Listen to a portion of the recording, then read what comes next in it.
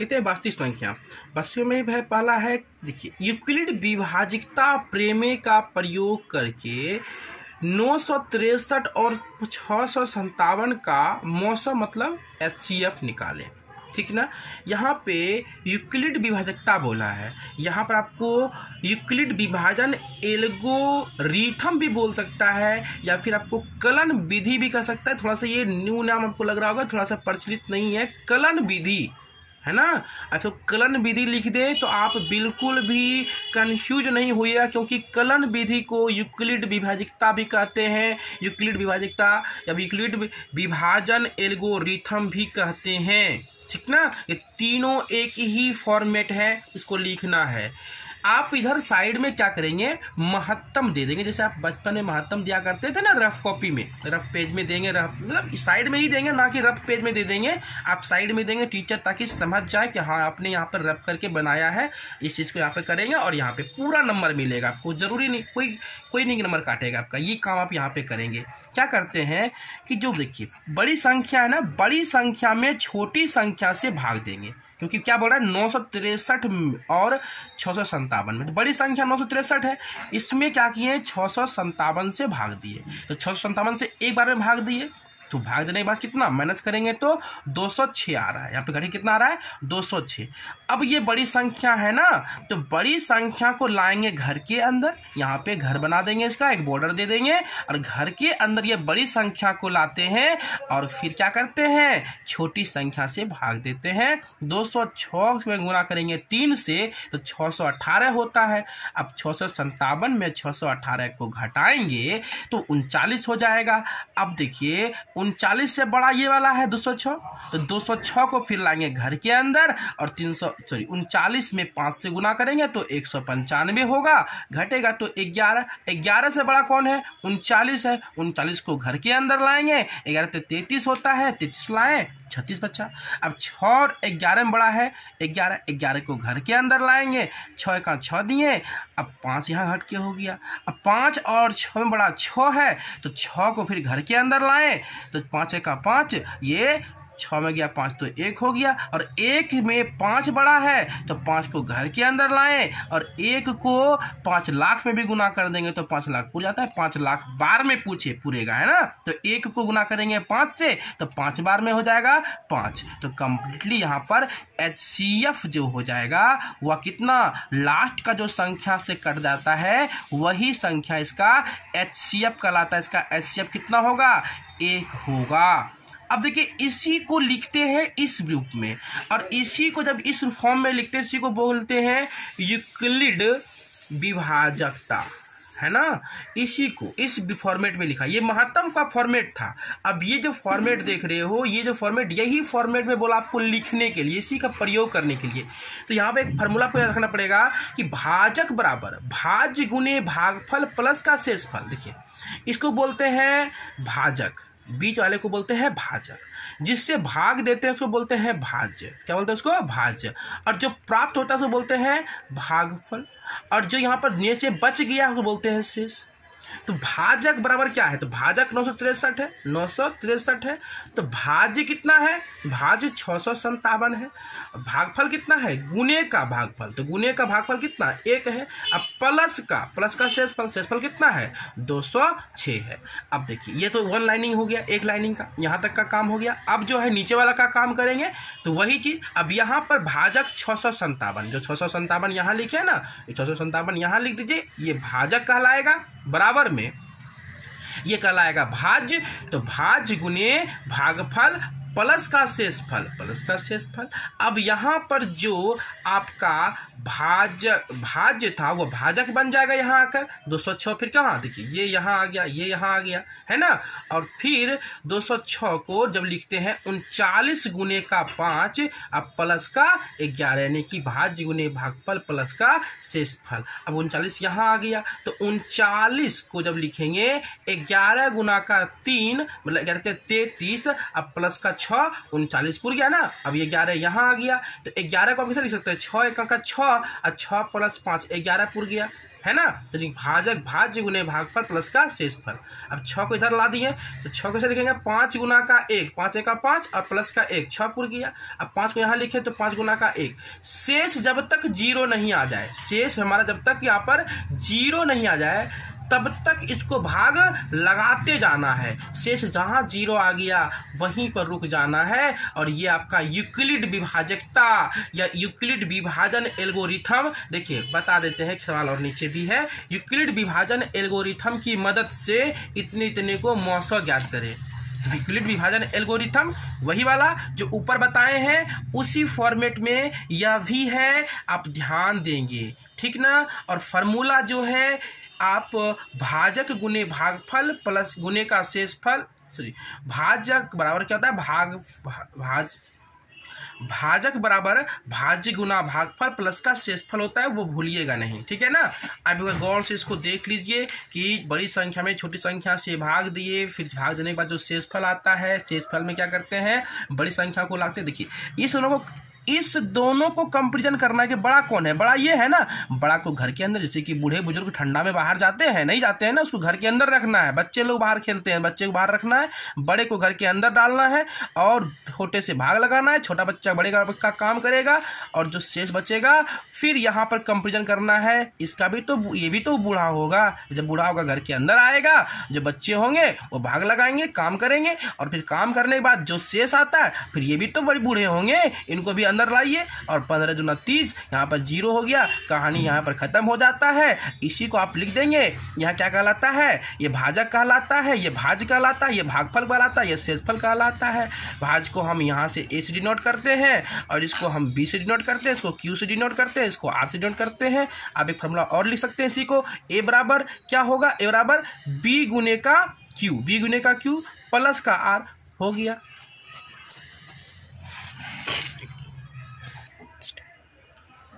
दो पात्रों में यहाँ पे दिया गया है कि 504 लीटर और 735 लीटर दूध रखा गया है, मतलब कि 2 बर्तन रखा है ना, और 2 बर्तन है, 2 बर्तन में इतना इतना दूध रखा गया है, ठीक है। एक में है 504 और एक में है 735 लीटर दूध। आपको एक ऐसा छोटा सा बर्तन लाना है, छोटा सा बर्तन लाना है जिससे कि आप दूध मापो तो दोनों से दूध बराबर भागों में निकल जाए, पूर्ण रूप से निकल जाए, ये नहीं कि छोटा सा घट जाए बढ़ जाए किसी में।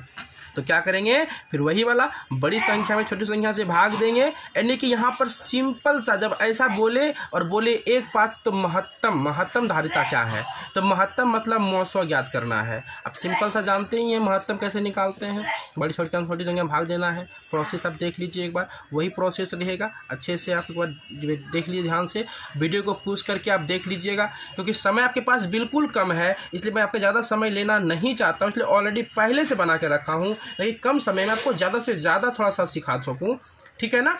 फिर देखिए, 2 संख्याओं का मौसो यानी कि एचसीएफ कितना है, 23 है, तथा इनका लॉसो जो है इतना है। यदि एक संख्या 161 हो तो दूसरी संख्या ज्ञात करें। देखिए, इसमें एक फार्मूला आपको याद रखना पड़ेगा, पहली संख्या गुने का दूसरी संख्या, पहली संख्या गुने का दूसरी संख्या बराबर में होता है लॉसो गुना मौसो, मतलब एलसीएम गुने का एचसीएफ। अगर आपको निकालना हो पहली संख्या तो पहली वाली को पकड़ो और दूसरी वाली को भेज दो उधर, तो बराबर का जैसे उस तरफ जाएगा, क्योंकि गुना में है ना, और गुना वाला चीज़ जैसे बराबर की उस तरफ जाता है तो भाग में बदल जाता है।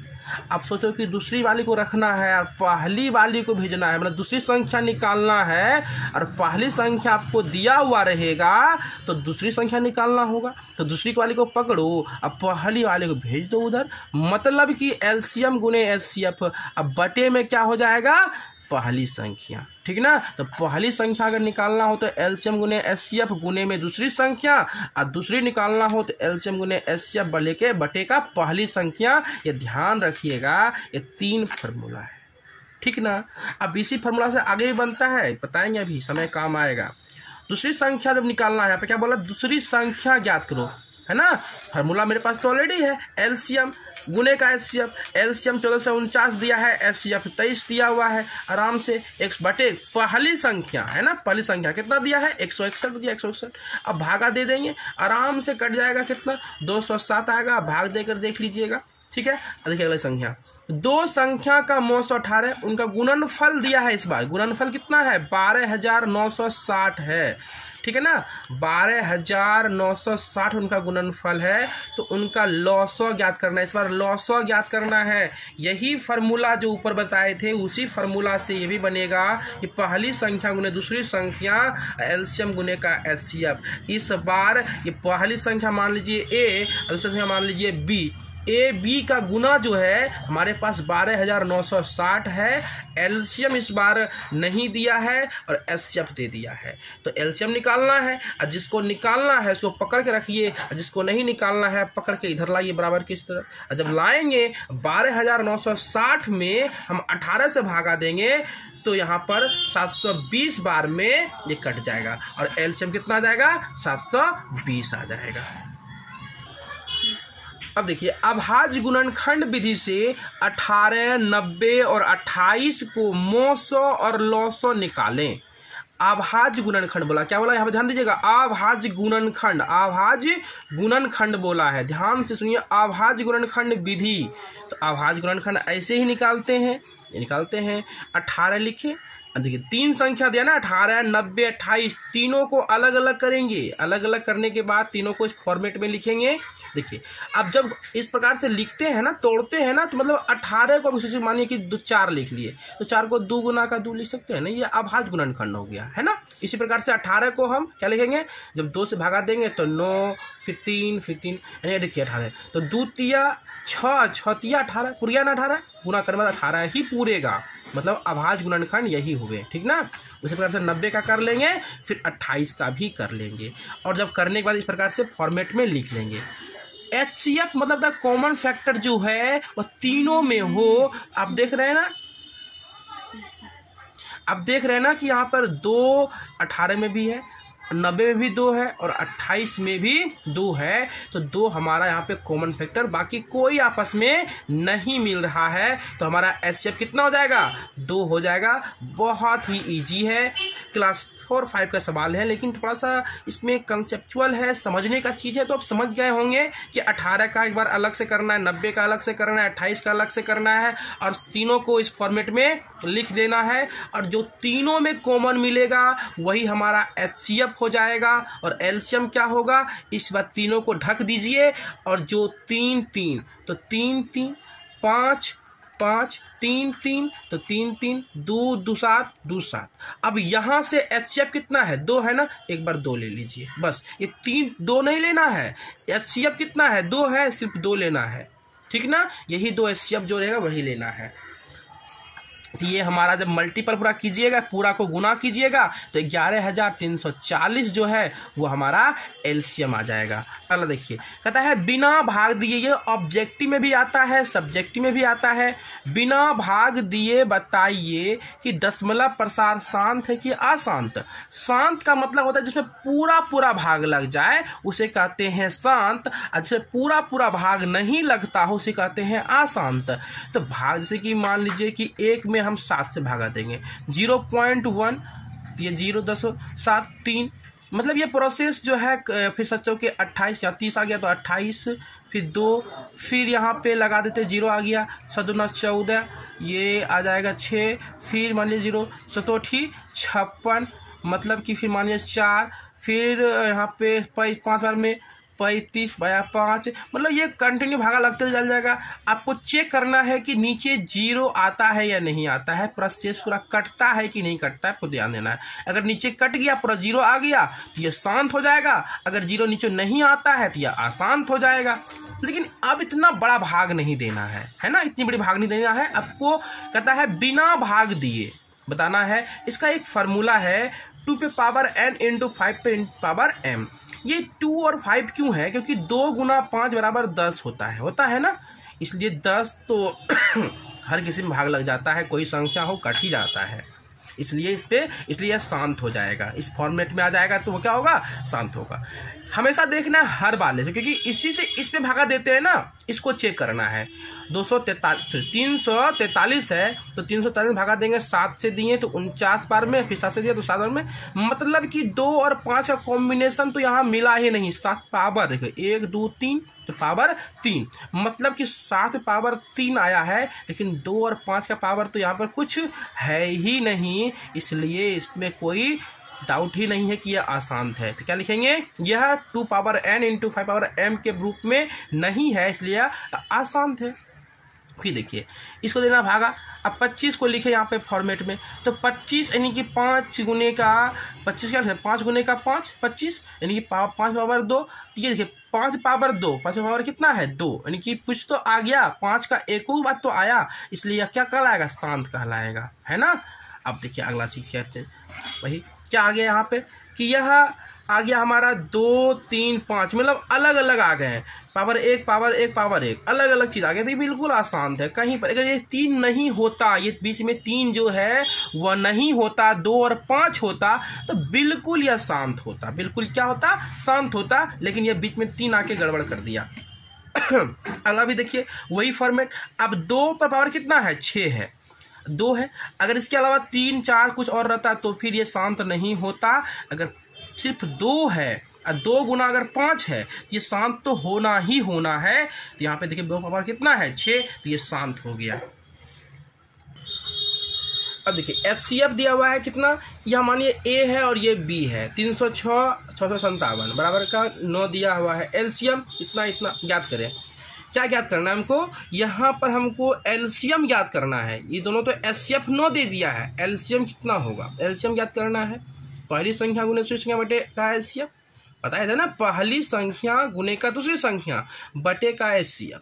एलसीएम निकालना है तो एलसीएम, तो पहली संख्या कितना है 306 और दूसरी संख्या कितना है 657 और HCF कितना है 9 है। कटाएंगे तो आराम से आ जाएगा, तो कटा करने में जितना आ जाता है ये हमारा क्या है, हमारा एलसीएम है। आप ध्यान से देख लीजिए, जब कटाएंगे तो आराम से इतना आएंगे, 306 गुना 73 गुना कीजिएगा, इतना आंसर आ जाएगा। एग्जाम में कभी कभी देता है आपको लिखने के लिए कि संख्याओं को अभाज्य गुणनखंड के रूप में सिर्फ व्यक्त करना है। तो अभाज्य गुणनखंड के रूप में व्यक्त करने बोलेगा तो आप क्या करेंगे, 140 को इस फॉर्मेट में लिखते चले जाएंगे, तोड़ते चले जाएंगे, और फिर 140 बराबर का 2 गुना का 2 गुना का 5 गुना का 7, इस प्रकार से इसको भी तोड़ देंगे। यही अभाज्य गुणनखंड के रूप में हो गया, सिंपल सा है, ठीक है ना।